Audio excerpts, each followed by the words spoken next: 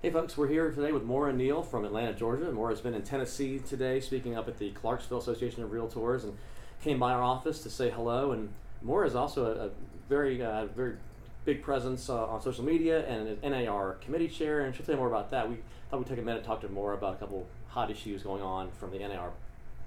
Sure.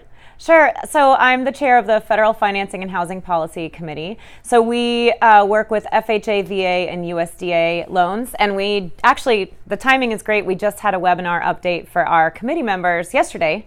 So Phil and I thought we would share those with you, Tennessee Realtor friends. So on the FHA front, we've worked with FHA Commissioner Brian Montgomery. We finally have an FHA commissioner confirmed. Woohoo!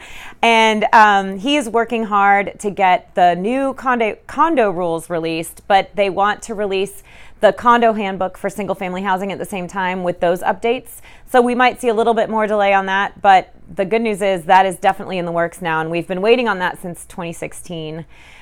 Great news on the rural housing front. The House passed a version of the Farm Bill, and we expect the Senate to pass a similar bill to extend the definition of rural housing through 2030. The current definition is only through 2020, so that's great news. We would get an extension on that. And then finally, really good news for VA home loans for veterans and military service members.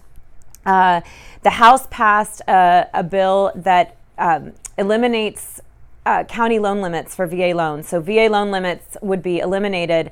The bad news is there's a little bit of an increase in fees to the veteran on those on the loans to get this bill passed. So President Elizabeth Mendenhall has sent a letter to the Senate VA committee urging them to pass their version of the bill without the increase in fees to the veterans. So good news all around from Federal Financing and Housing Policy. Fantastic.